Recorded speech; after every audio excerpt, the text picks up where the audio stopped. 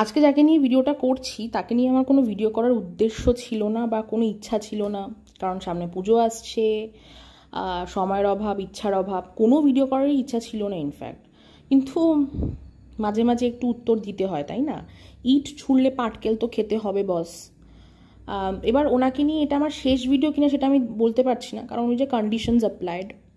তো একজন কেউ দিনের পর দিন সতী নারী সেজে বসে থাকবে, তাকে কিছু বলা যাবে না, সেটা তো হতে পারে না। তো আমাদের গুজু মাসি হঠাৎ করে ওনার মানে কি বলবো, মনে হলো উনি একটা ভিডিও নামালেন, উনি অনেক কথা বললেন। তো উনি অনেক কথা বললেন, তার পাল্টা উত্তর তো দিতেই হয়, তাই না? প্রথমে বলি যে রবিবার উনি একটা ভিডিও করেন এবং সেই ভিডিওটার মেইন টপিকটাই হচ্ছে যে ঢপবাজ। মানে উনি ম্যাডামের কথা বলেছেন। ম্যাডাম কেন, রেইনবো লাইফের লাইভের স্ক্রিনশট তার কমিউনিটি পোস্টে দিয়েছে, ঠিক আছে? ওনার মেইন প্রবলেম এখানে। হ্যাঁ, ম্যাডাম এত কথা বলেন, এত টপিকে কথা বলেন, সেইগুলোতে ওনার কোনো প্রবলেম নেই বা সেইগুলো নিয়ে ওনার কোনো বক্তব্য নেই, ঠিক আছে? ওনার বক্তব্য, ওনার মেইন প্রবলেম রেইনবো লাইফের লাইভের স্ক্রিনশট কেন দিল। ম্যাডামের তো উচিত ছিল আমাদের গুজুমাসির লাইভের স্ক্রিনশট বা গুজুমাসির ভিডিও কমিউনিটি পোস্টে দেওয়া, তাই না? এবার ওই ভিডিওটা করার পর উনি আবার রাজশ্রীদিকে বলেন যে এই লেটেস্ট প্রোটেস্ট না খুব বাজে গো, আমার অনেক ক্ষতি করেছে, তুমি এর থেকে দূরত্ব বজায় রেখো। এবং উনি সেই কথাটা শুধু রাজশ্রীদিকে পার্সোনালি বলেননি। উনি যদি পার্সোনালি বলতেন আমার কোনো প্রবলেম ছিল না, ভাই আমার পিছে কে কি বলো না বললে আই ডোন্ট কেয়ার। কিন্তু উনি ইউটিউবেও বিভিন্ন জায়গায় গিয়ে কমেন্ট করে বেড়ান যে আমি নাকি ওনার ক্ষতি করেছি। আমি আজ পর্যন্ত জানতে পারলাম না যে আমি ওনার কী ক্ষতি করেছি। স্বাভাবিকভাবেই আমি তখন রাজশ্রীদিকে বললাম যে তুমি ওনাকে কলে নাও, আমাকেও কলে অ্যাড করো, আমি ওনাকে কিছু প্রশ্ন করব, ঠিক আছে? কারণ উনি আমার কন্ট্যাক্ট লিস্ট থেকে ব্লকড। তো ওনাকে আমি ডিরেক্ট প্রশ্ন করি যে তোমার আমি কি ক্ষতি করেছি সেটা তুমি বলো। তুমি জায়গায় জায়গায় গিয়ে যে আমাকে নিয়ে কমেন্ট করে বেড়াও কেন? আমি তোমার কোন ক্ষতিটা করেছি? তোমাকে নিয়ে আজ পর্যন্ত আমি কোথাও গিয়ে কিছু বলিনি, তোমার পেছনে আমি কোনোদিন লাগতেই যাইনি। হ্যাঁ, তখন উনি কোনো ডিরেক্ট আনসার দিল না। মানে আমি যদি কারো ক্ষতি করে থাকি সে তো ডিরেক্ট আমাকে আনসার দেবে যে তুমি আমার বিরুদ্ধে এটা করেছো। না, ওনার কাছে কোনো ডিরেক্ট আনসার নেই। ওনার আনসারটা কি, যে আমি ম্যাডামের গ্রুপে কোনোদিন ছিলাম, কোনো এক সময় ছিলাম, তবে ম্যাডামের গ্রুপে তো তুমিও ছিলে, তাই না? ওনার বক্তব্য, ম্যাডামের গ্রুপে থেকে তুমি অনেক নোংরামো করেছো। কী নোংরামো করেছি আমি আজ পর্যন্ত জানলাম না, এবং সেই গ্রুপে উনিও ছিলেন, এবং উনি যে কী নোংরামো করেছেন সেটা আমি বলবো আজকে, ঠিক আছে? ইনফ্যাক্ট ম্যাডামের গ্রুপে থেকে তুমি হাইকোর্টেও দৌড়েছিলে, সেটা কিন্তু আমি করিনি, কারণ আমার কারোর সাথে কোনো শত্রুতা ছিল না, আর আমি ওখানে কোনো স্বার্থে যাইনি, ঠিক আছে? আমি ওখানে কারোর জন্য গিয়েছিলাম, কারোর মানে যে কিনা আমাকে হুমকি দিয়েছে তার জন্য গিয়েছিলাম, ঠিক আছে? কারণ সে তো প্রচুর দুঃখরা গিয়ে রেখেছিল আমার কাছে, আমিও মানে ইমোশনে ভেসে গিয়েছিলাম। যাই হোক, হোয়াট এভার। এবার আসি নেক্সট, যখন উনি গ্রুপের কথাটা বললেন আমি তখন বললাম সেখানে তো তুমিও ছিলে, তাহলে তুমিও নোংরা, তাই না? তো সেটার কোনো সদুত্তর উনি দিতে পারেননি। এবং আমি এটাও বলি যে এই যে দুজনের সাথে আমার নামটা বারবার জুড়ে দিচ্ছ, এই দুজনের সাথে আমি আর অ্যাসোসিয়েটেড নেই, বহু দিন হয়ে গেছে, বহু মাস হয়ে গেছে, এই দুজনের সাথে আমার নাম আর নেবে না, ঠিক আছে? আচ্ছা, সেকেন্ড পয়েন্টার উনি কি বললেন, আবারও কোনো ডিরেক্ট আনসার কিন্তু না। এই যে আমি জিজ্ঞেস করেছি যে আমি তোমার কি ক্ষতি করেছি বলো, তার কোনো ডিরেক্ট আনসার কিন্তু ওনার নেই। সেকেন্ড আনসার যেটা উনি ট্রাই করলেন আর কি, হ্যাঁ, উনি দেখছিলেন যে কোনটাতে আর কি, কোন আনসারটাতে লেগে যায়, উনি চেষ্টা করছিলেন, হ্যাঁ, ওই ইঙ্কি পিঙ্কি পঙ্কি করছিলেন। তো সেকেন্ড আনসারটা হচ্ছে যে আমি নাকি ওনাকে কবে কলে নিয়ে সেই কলে সাইকো, কবিতাদি আর সমাজ বিউটি লাইফকে অ্যাড করেছিলাম, যেটা সর্বৈব মিথ্যে কথা, ঠিক আছে? কবিতাদি যদি এই ভিডিওটা দেখে থাকো তাহলে তুমি অবশ্যই কমেন্ট করে যেও। হ্যাঁ, এবার আমি ওনাকে প্রশ্ন করলাম যে কবে। উনি বললেন 3-3.5 মাস আগে। আমি তখন বললাম যে 3-3.5 মাস আগে তো না তো আমার সাইকোর সাথে যোগাযোগ ছিল, না তো আমার কবিতাদির সাথে যোগাযোগ ছিল, না তো আমার সমাজ বিউটি লাইফের সাথে যোগাযোগ ছিল, এটা তো তোমার সাথেও ছিল না, তাহলে কি করে তো এই কাজটা আমি করলাম? তখন উনি হঠাৎ করে কথা ঘুরিয়ে বলেন, আমার কি সময় অত মনে থাকে বলো? মানে ওনার এই ইনসিডেন্টগুলো মনে আছে, এই ইনসিডেন্টগুলো উনি বলতে পারছেন, কিন্তু উনি টাইম পিরিয়ডটা বলতে পারছেন না। হ্যাঁ, এবার বলতে বসবে আমার তো বয়স হয়েছে, মানে সব কিছু বয়সের ওপর দিয়ে চালিয়ে দেয়, এত চালাক মহিলা। এবার উনি দেখলেন যে এই পয়েন্টারটাও ক্যান্সেল হয়ে গেল, এটাও লাগলো না। তখন আমি ওনাকে বললাম যে তোমাকে আমি কোনোদিন প্রথমত এই 3 জনের সাথে কলে নিইনি, আর যেই 2 জনের সাথে তোমার শত্রুতা তার সাথে আমি তোমাকে কলে নেবো ভাবলে কি করে? তো আমি ওনাকে একবারই একটা কলে নিয়েছিলাম যেখানে কবিতাদি ছিল, সেটা কবিতাদি নিজেও জানে, আজ থেকে প্রায় 1 বছর আগের কথা বলছি। যখন সাইকো ট্রান্সফার অর্ডার আসে তখন সাইকো প্রচণ্ড মরা কান্না কাঁদছিল, ঠিক আছে। আর সেই কলে রামু চাকরটা সবাইকে অ্যাড করেছিল, সবাইকে অ্যাড করেছিল, যাদের যাদেরকে চেনে সবাইকে, যে কজনকে নেওয়া যায় ম্যাক্সিমাম সবাইকে, এবং সেখানে কবিতা দিয়েও ছিল।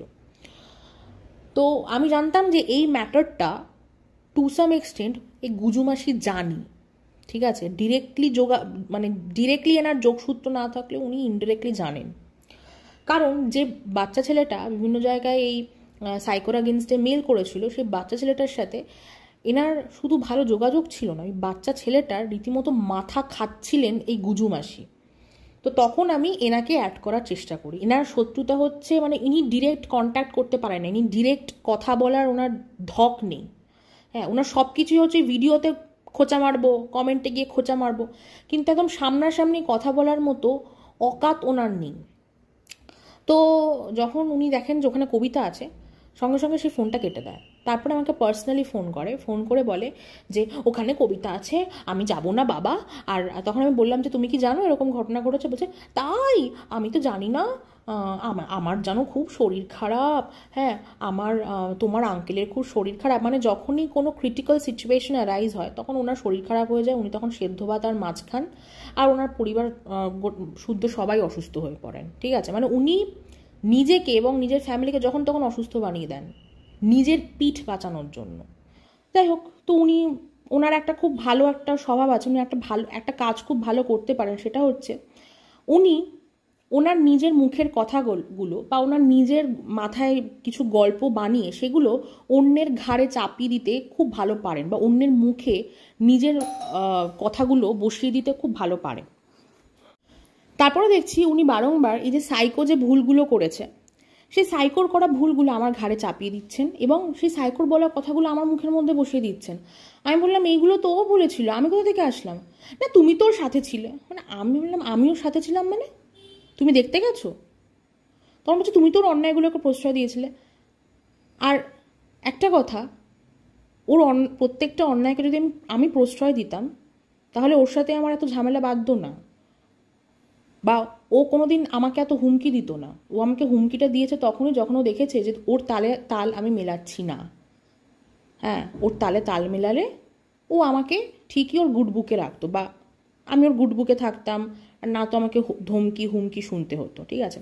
যাই হোক, আমার ওর গুড বুকে থাকার কোনো ইচ্ছাও নেই, আর ও এই ভিডিওর টপিক না, বাট ওই কথা প্রসঙ্গে এসে যাচ্ছে যেহেতু রিলেটেড। তারপরে উনি হঠাৎ করে বললেন যে তোমরা ওই গ্রুপে থেকে অনেক নোংরামো করেছো। হ্যাঁ, এবার আসি নোংরামো, কে নোংরামোটা করেছে সেই বিষয়ে আসি। প্রথমে বলি যে ওই গ্রুপ থেকে আমাদের এই গুজুমাসি, সতীনারী গুজুমাসি কেন বেরোলো। এতদিন তো উনি নিজে একতরফা অনেক কথা বলে গেছেন, এবার আমি বলছি কেন বেরোলো। ওই গ্রুপে ম্যাডামের সাথে যারা যারা অ্যাসোসিয়েটেড হয়েছিল, যারা এখন আর ওনার সাথে নেই, বেশিরভাগই সবাই নিজের স্বার্থেই গেছিল। না, ম্যাডাম এইটা হয়তো অ্যাকসেপ্ট করবে যে আমার কোনো স্বার্থ সেখানে কিন্তু ছিল না, কারণ আমার সাথে কোনো শত্রুতা কারো ছিল না।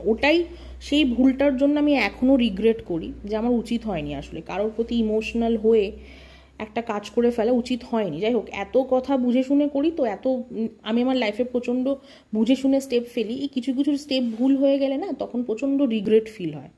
এনিওয়েজ, ওটা আমার একটা খুব রং স্টেপ ছিল।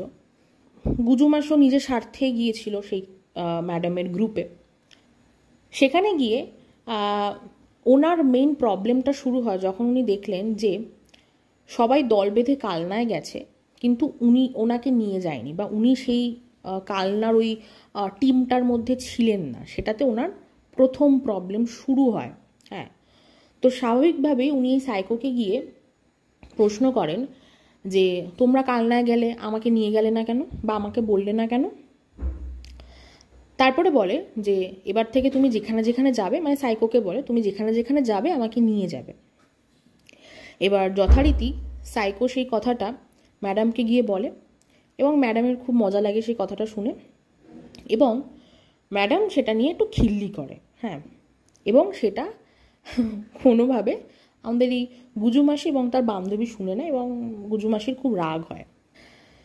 তারপরে আর একটা ঘটনা উনি ঘটান, সেটা হচ্ছে যে এই যে গীতার টুনির বাসা টুনি দিদার একটা ফেক আইডি ক্রিয়েট করা হয়েছিল মাঝখানে, মানে কেউ একজন ক্রিয়েট করেছিল।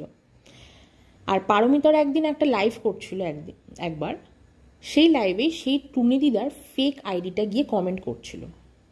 তা পারমিতার একদিনের পারো আন্টি ভেবেছিল ওটা হয়তো ওনার টুনি দিদার আইডি। তারপরে টুনি দিদা যখন সেটা জানতে পারে, টুনি দিদা তার ভিডিওতে কনফেস করে যে না, ওটা উনি না, এবং ওনার নামে একটা ফেক আইডি ক্রিয়েট করা হয়েছে। হুবহু ওনার চ্যানেল নেম, ওনার চ্যানেলের যে ছবিটা ওনার প্রোফাইল পিকচারে আছে সেইটা দিয়ে একটা ফেক আইডি ক্রিয়েট করেছে। আর সেটা একটা আর্জেন্ট ভিডিও উনি করেছিলেন। এবার যেহেতু আর্জেন্ট ভিডিও, স্বাভাবিকভাবেই উনি প্রেজেন্টেবল ছিলেন না সেই সময়, প্রপার ড্রেস আপে ছিলেন না, আর সেটা দিনের বেলা ভিডিও করেছিলেন, তো কাজকর্মের মধ্যে ছিলেন।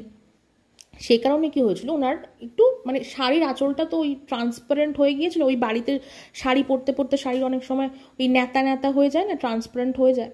তো স্বাভাবিকভাবে ওরকমই উনি মানে একদম পুরো মানে সকালবেলা উনি যে ড্রেস আপে ঘরের কাজকর্ম করেন সেই ড্রেস আপে উনি আর্জেন্ট ভিডিওটা করেছিলেন। এবার স্বাভাবিকভাবেই একটু ভাই এদিক ওদিক একটু প্রবলেম হয়ে গিয়েছিল, ঠিক আছে। সেইটা দেখে আমাদের গুজুমাসির খুব মজা হয়, খুব। সে কি অট্ট হাসি, এই টুনি দিদার বুকের দেখা যাচ্ছে, হ্যাঁ এ বাবা বলে সে কি হাসি, ঠিক আছে। তখন এই সাইকোও বলেছে, আমিও বলেছি, অনেকেই তখন বলেছে যে কেন তুমি এরকম বলছো। সীমান্তিও ইনফ্যাক্ট বলেছিল যে গীতাদি এটা আর্জেন্ট ভিডিও করেছে, বুঝতে পারেনি, হয়ে গেছে। হ্যাঁ, কিন্তু উনি তো থামবার না, উনি বিশাল হাসি, ওনার খুব মজা লেগেছে টুনি দিদার ওটা দেখে। হ্যাঁ, ওটা মানে কিছুই না, একটু ক্লিভেজ বেরিয়ে গেছিলো আর কি, ঠিক আছে। তো সেখানে যখন সবার কাছ থেকে উনি একটু একটু ঝাড় খান, তখন ওনার সেটা খারাপ লাগে। হ্যাঁ, মানে ওনার সেটাতে রাগ হয়। তো এই মোটমাট এই কিছু কিছু ইনসিডেন্ট মিলিয়ে ওনার আতে ঘা লাগে। তখন উনি ডিসাইড করেন যে সেই গ্রুপটা থেকে বেরিয়ে আসবেন। কোনো ওই যে বলে না আত্মমর্যাদা, হ্যাঁ অনেস্টি। তাছাড়া আমি আমার কথা বলতে পারি যে আমি কিন্তু লিভ করেছিলাম ওই যে নিজের, যেহেতু আমি কোনো স্বার্থ নিয়ে জানি, ডেফিনেটলি আমার কোনো এক্সপেকটেশন ছিল না, বাট আমার কোথাও গিয়ে মতের অমিল হচ্ছিল। আর মতের অমিল হওয়াটা আমার মনে হয় ইটস আ ক্রিমিনাল অফেন্স বা খারাপ কিছু। মতের অমিল হতেই পারে, আমাদের সবার সাথে সবার মতের অমিল হবে, ইভেন ইনফ্যাক্ট আমাদের বাবা মায়ের সাথে আমাদের মতের অনেক অমিল হয়। তো আমার মতের অমিল হচ্ছিল অনেক বিষয়, তখন আমি সেখান থেকে বেরিয়ে আসি।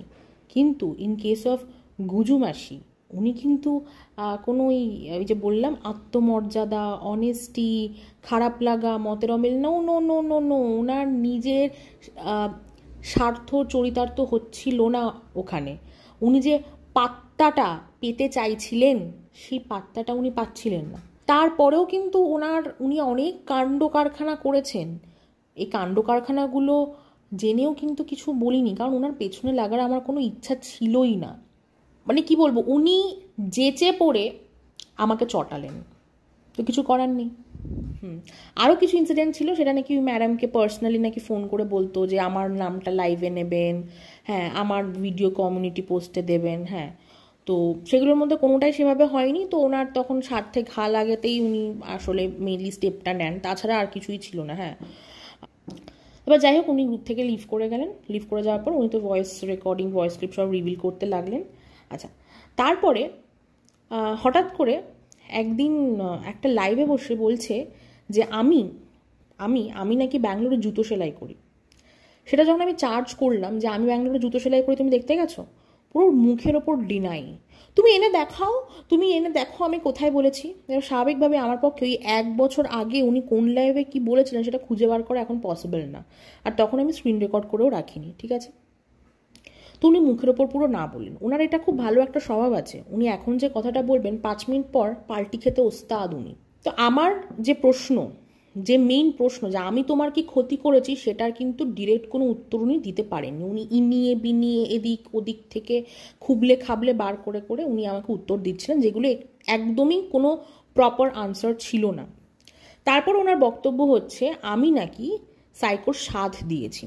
আবারও বলি, আমি যদি সাইকোর প্রত্যেকটা অন্যায়ের সাথ দিতাম, তাহলে সাইকো কোনোদিনই আমাকে হুমকিও দিতে আসতো না, ধমকিও দিতে আসতো না, চমকিও দিতে আসতো না, ইনফ্যাক্ট আমার মা বাবাকে হ্যারাস করার চিন্তাটাও করতে পারতো না, ঠিক আছে। তুমি আজকে ভিডিওতে বলছো কবিতাদির মেয়ের স্কুলে মেল করার ঘটনাটা বলছো, সেটা তো তুমিও জানতে, তুমি যখন জানতে যে ও এই অন্যায়গুলো করেছে, তারপরেও ওর সাথে কেন গেছিলে? ওর গাড়িতে করে কেন গিয়েছিলে সেখানে? কোথায় গিয়েছিলে আমি বলছি না, তুমি খুব ভালো করে জানো কোথায় গিয়েছিলে।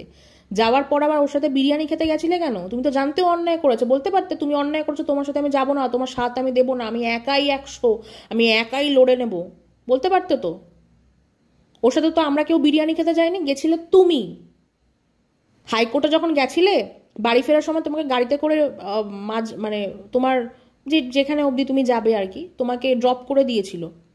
তো ওর সাথে এত বন্ধুত্বপূর্ণ সম্পর্ক, এত গা ঢলাঢলি তোমার ছিল, আমাদের কারো ছিল না। আমরা কি ওর সাথে দেখাও করতে যাইনি, আর এত পীড়িত করতে যাইনি। আমরা যখনই দেখেছি অন্যায় হচ্ছে, ওর মুখের সামনে বলেছে তুমি অন্যায় করছো, তুমি এটা করো না, ঠিক আছে?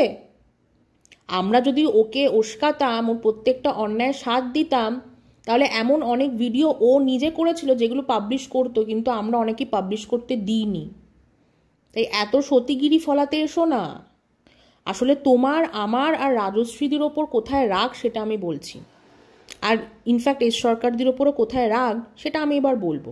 অনেক চুপ থেকেছি। প্রথমে আসি আমি আমার কথাটাতে, সেটা হচ্ছে এই মহিলা ওনার হাঁটুর বয়সী ছেলে মেয়েদের মাথা খেতে এক্সপার্ট, ঠিক আছে? উনি বলে না এরা পরিবারের শিক্ষা পায়নি, পরিবারের শিক্ষা পায়নি, ঠিক আছে? এবার আমি বলছি এই গুজুমাসির শিক্ষা কত। হ্যাঁ, প্রথমত গুজুমাসির একটা স্বভাব আছে, সেটা হচ্ছে উনি মানুষের থেকে টাকা চেয়ে বেড়ান। মানে হুটহাট করে উনি টাকা চেয়ে বসেন, এবং ওনার টাকা চাওয়ার প্রসেসটা একটু ডিফারেন্ট, মানে ডিরেক্টলি বা সোজাসাপটাভাবে চান না। উনি একটু ইনিয়ে বিনিয়ে গল্প বলে বলে উনি চান, ঠিক আছে?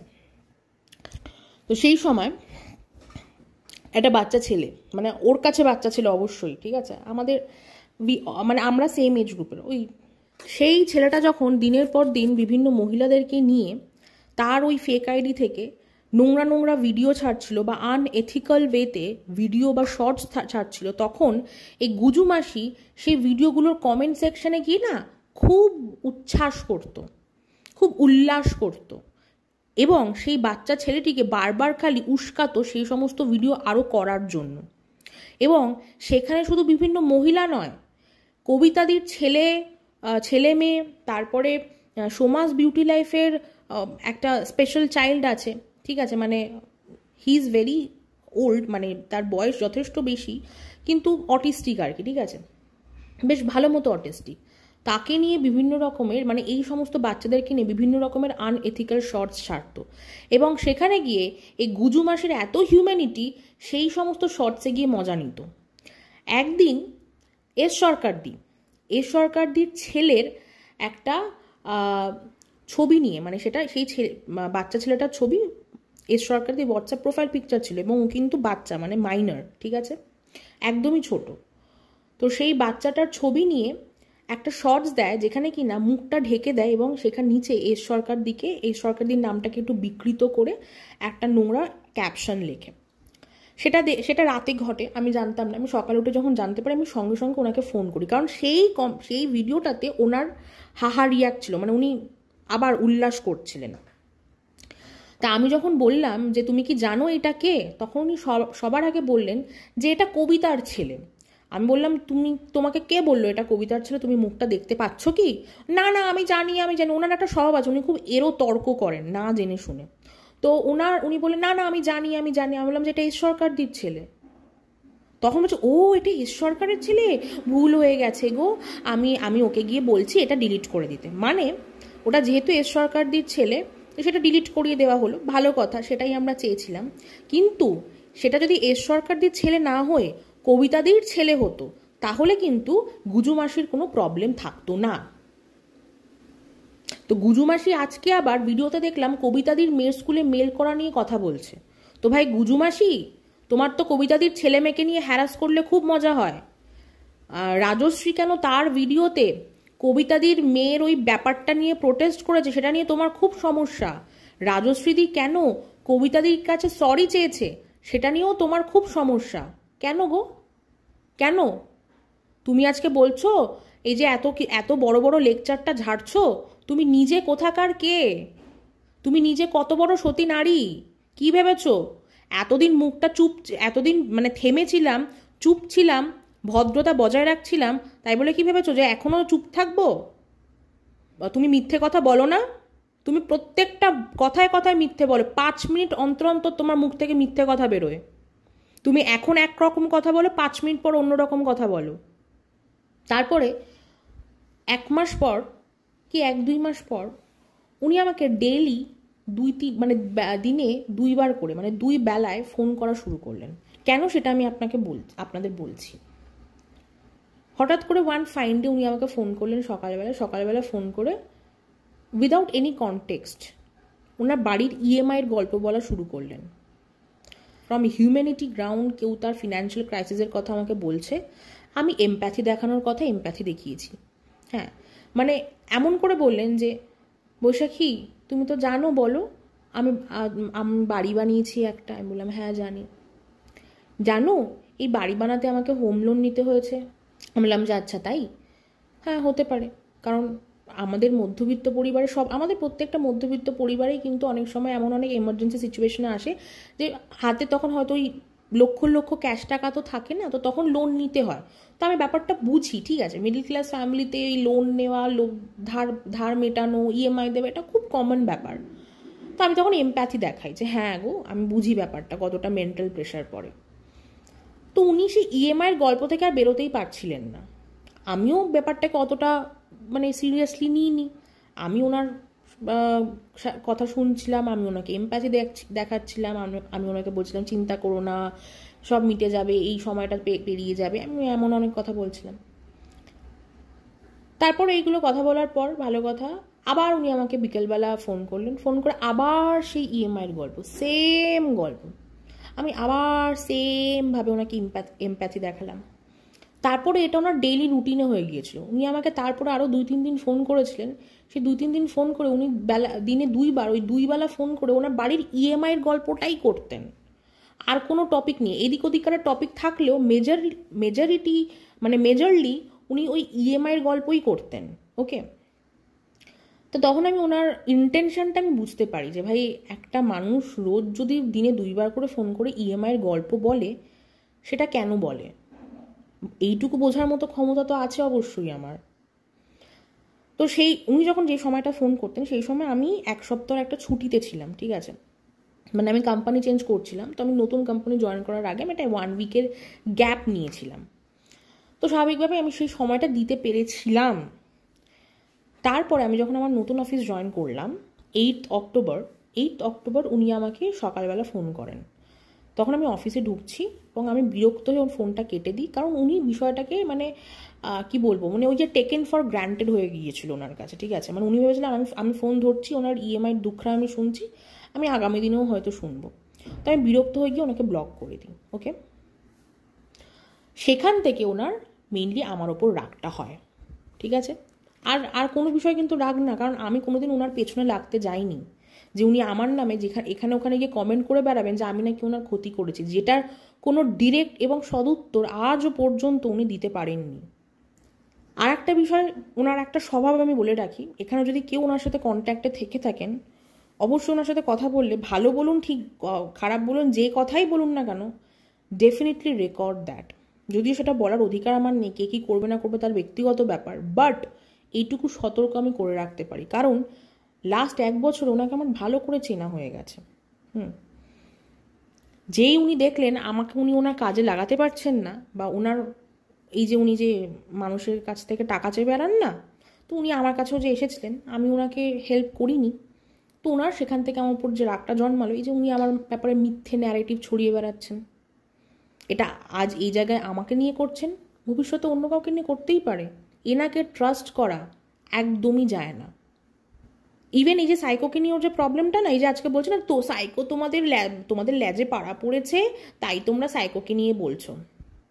তুমি সাইকোকে নিয়ে কেন বলছো?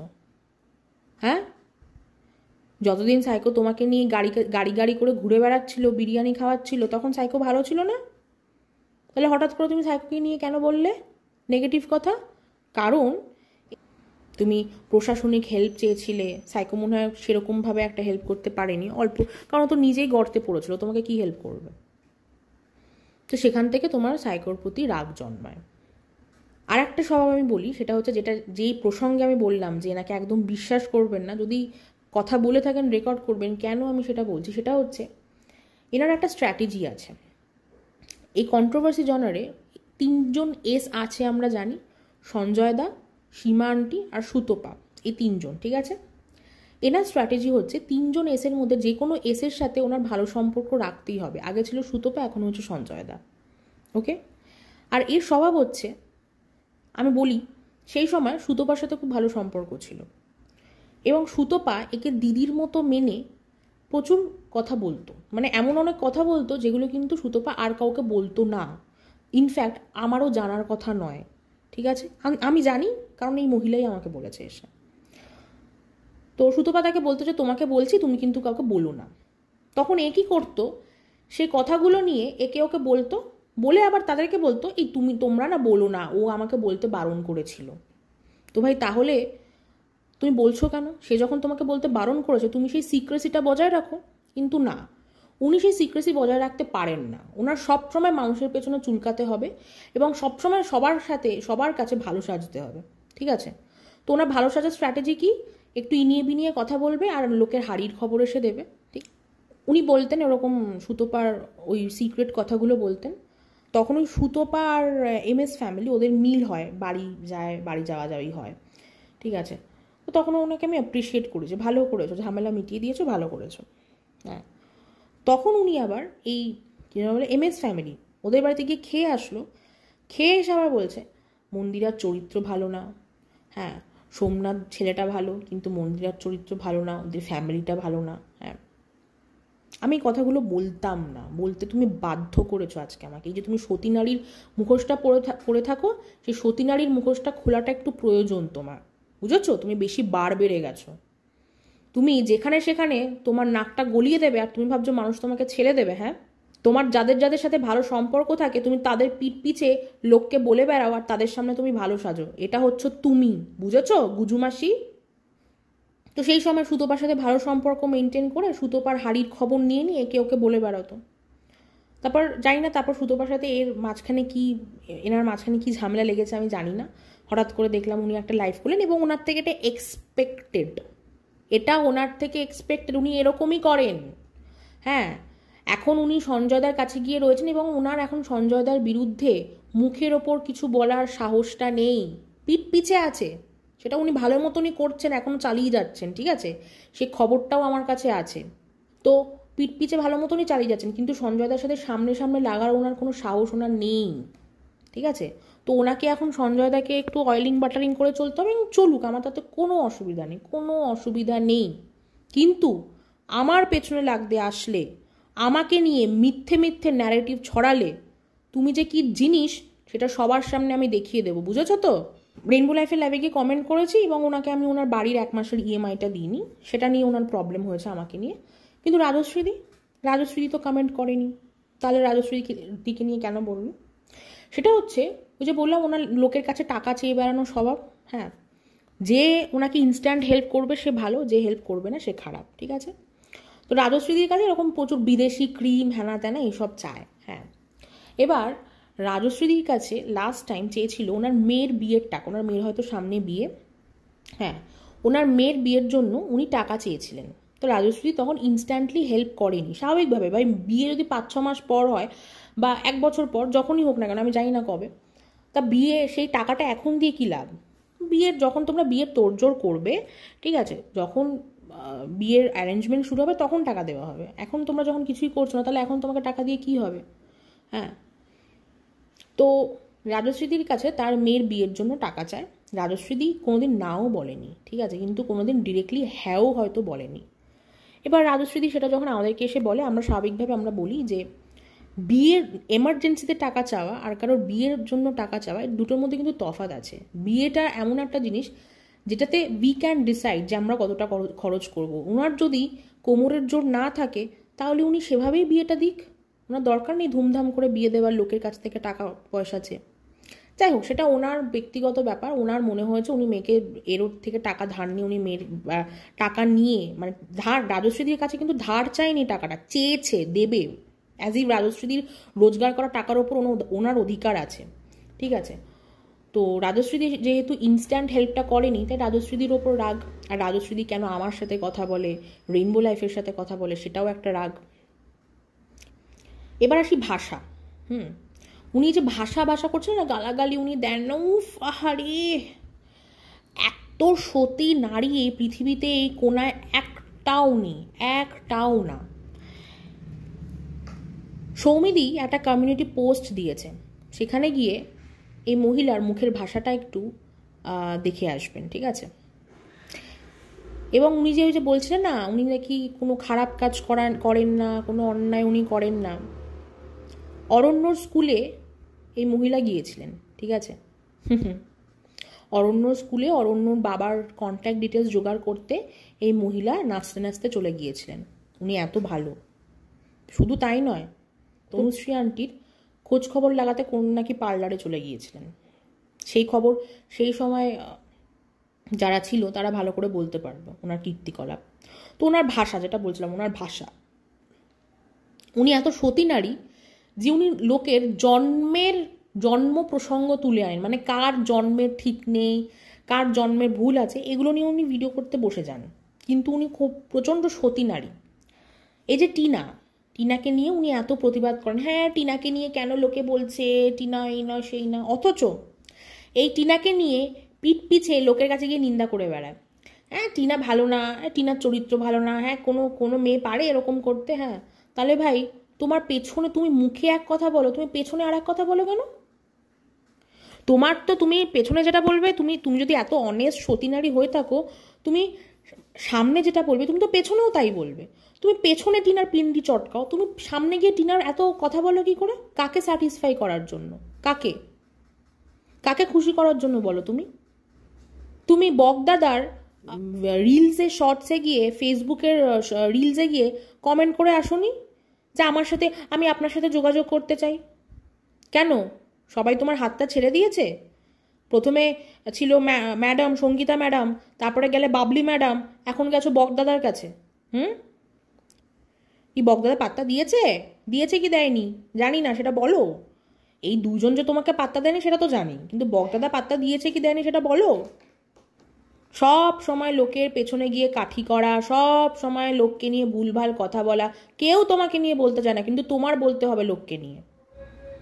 তোমার আমি কি ক্ষতি করেছি সেটা আগে তুমি এসে বলবে পরিষ্কার করে, ইনিয়ে বিনিয়ে না। তুমি এই গ্রুপে ছিলে, তুমি এর সাথে কথা বলতে, হ্যাঁ তারপরে এই ভুলভাল বানিয়ে গল্প না, একদম ডিরেক্ট স্ট্রেট বলবে আমি তোমার কি ক্ষতি করার চেষ্টা করেছি।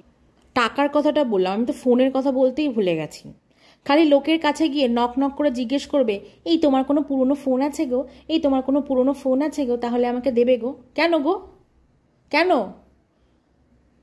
একটা ফোন কিনতে পারছো না? সবসময় লোকের কাছে গিয়ে পুরনো ফোন আছে কিনা, ফোন আছে কিনা, মানে তুমি টাকাও চাও, ফোনও চাও, কি মানে মানুষ কি তোমার দায়িত্ব নিয়ে বসে আছে নাকি? এগুলো বলতাম না, বিশ্বাস করো, এগুলো বলতে সত্যি নিজের রুচিতে বাধে। কিন্তু তুমি এমন কিছু কথা বলো পিন মেরে, আর এমন কিছু মিথ্যে কথা বানিয়ে বলো, আর নিজেকে সবসময় একটা সতী নারী সাজিয়ে রাখো, বলতে বাধ্য হচ্ছি। তুমি নিজেকে কি মনে করো গো? তুমি পুরো একদম সাফ সাফেদ, তোমার কোনো ভুল নেই। তুমি নিজের ভুলগুলো নিয়ে আগে কাল্টিভেট করো, তারপর অন্যের ভুল অন্যের ঘাড়ে দোষ চাপাবে মিথ্যে। আর একটা লাস্ট কথা, সেটা হচ্ছে অমৃতা রায়চৌধুরী, ঠিক? অমৃতা আন্টি ওর রেইনবো লাইফের লাইভে গিয়ে কমেন্ট করছিল, গুজুর পোল খুলছিল, তখন বলছে অমৃতা আন্টির আইডিটাও নাকি ফেক। ওটা অমৃতা আন্টি নাকি আসলে অমৃতা আন্টি নয়, একটা ফেক আইডি, মানে কোনো একজন ফেক আইডি নিয়ে আসছে অমৃতা রায়চৌধুরী নামে, সেই ফেক আইডি দিয়ে সে কমেন্ট করছে। মোটমাট ওনার বিরুদ্ধে যেই কমেন্ট করবে সেই ফেক হয়ে যাবে, সেই বাজে হয়ে যাবে, সেই নষ্ট হয়ে যাবে, সেই ওনার ক্ষতি করার চেষ্টা করবে। ফালতু মহিলা একটা। এই যে ফেক মুখোশটা পরে বসে আছো না তুমি, এই মুখোশটা খুলতে বেশি সময় লাগবে না। এই যে আজকে অনেক কিছু বলে দিলাম, নিজে বিরিয়ানি খেতে গিয়ে বেশি সতী সাজ্য এখানে বসে, তাই না? এনিওয়েজ, ভিডিওটা এত অবধি থাকলো, সবাই খুব ভালো থাকবেন। আর এই যে আমাদের গুজু মাসির মতো ডাইসি মানুষদের থেকে দূরত্ব বজায় রাখবেন। আর যদি দূরত্ব বজায় নাও রাখেন, না রাখতেই পারেন, ভালো সম্পর্ক রাখতেই পারেন, কিন্তু যদি কথা বলেন কেউ কোনো দিনও, ডেফিনেটলি ডকুমেন্ট ইট। মানে রেকর্ড করে রাখবেন। ভেবেছে কি উনি একাই চালাক। উফ, শোনো গুজুমাসি, যবে থেকে তুমি আমাকে ইএমআইয়ের গল্পটা দেওয়া শুরু করলে, তারপর যখন তোমাকে ব্লক করলাম, তারপর থেকে তুমি যখন আমাকে নিয়ে এই লোকের কমেন্ট বক্সে গিয়ে আমার কমেন্ট বক্সে এসে বলতে আরম্ভ করলে যে আমি নাকি তোমার ক্ষতি করেছি, আমি সেদিন থেকে বুঝে গেছি তুমি কি জিনিস। আমি সেদিন থেকেই ডিসাইড করে নিয়েছিলাম তোমার সাথে আমি কোনোদিন কথা বলবো না। আর যদি বলিও, definitely I will record that. আমি চট করে ডাক্তার সাথে কনভারসেশন রেকর্ড করি না, কারণ অত স্টোরেজও নেই, আর সেটা আমার ইচ্ছার বিরুদ্ধে। কিন্তু তোমার মতো ডাইসি মানুষদের সাথে কথা বলাটা বা কনভারসেশন বা তোমাদের মতো মানুষদের কথা অবশ্যই রেকর্ড করে রাখা উচিত, কারণ তুমি না মিনিটে মিনিটে পাল্টি খাও। আর যেখানে তুমি দেখো তোমার স্বার্থ চরিতার্থ হচ্ছে না, তুমি তাদেরকে নিয়ে নেগেটিভ বলতে বসে যাও। আমি আজকে সাইকোকে নিয়ে নেগেটিভ বলছি কারণ ও আমার ফ্যামিলিকে টেনেছে, তাই।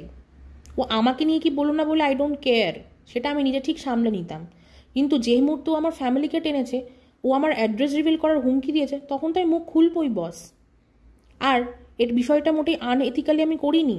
ওর রামু চাকরটা আমাদের পেছনে লাগতে এসেছিলো কমিউনিটি পোস্ট দিয়ে, ওই কারণেই আমরা মুখটা খুলেছি, নাহলে আমরা মুখ খুলতাম না, সেটা আমি আমার আগের ভিডিওতে বলে দিয়েছি। কিন্তু তুমি এমন একজন মানুষ, তুমি যেখানে দেখো তোমার স্বার্থ চরিতার্থ হচ্ছে না, তুমি হঠাৎ করে তাদের বিরুদ্ধে কথা বলা শুরু করে দাও। তা আবার অর্ধেক কথা বানিয়ে বানিয়ে বলো। এই যে মানুষের গুড বুকে আছো, সেটা থাকার চেষ্টা করো। মানে তুমি অনেকের গুড বুকেই নেই, কিন্তু যে কজনের গুড বুকে আছো সে গুড বুকে থাকার চেষ্টা করো। বেশি আমার পেছনে লাগতে এসো না, ওর পেছনে কাঠি করতে যেও না, না হলে তাদের গুড বুক থেকেও তোমার নামটা সরে যাবে, বুঝেছো? তুমি সারা পৃথিবীর লোককে ফোন করে বেড়াও, ফোন করে তারপর বলো যে না না আমি তো কাউকে ফোন করি না, আমাকে সবাই ফোন করে। কে ভাই তুমি? তুমি কে? তুমি সিএম না পিএম? তুমি কোথাকার নেতা মন্ত্রী? মানুষ তোমাকে ফোন করবে আর তোমাকে ফোন করে বলবে ওর বিরুদ্ধে ভিডিও নামাতে? এসছে বড়।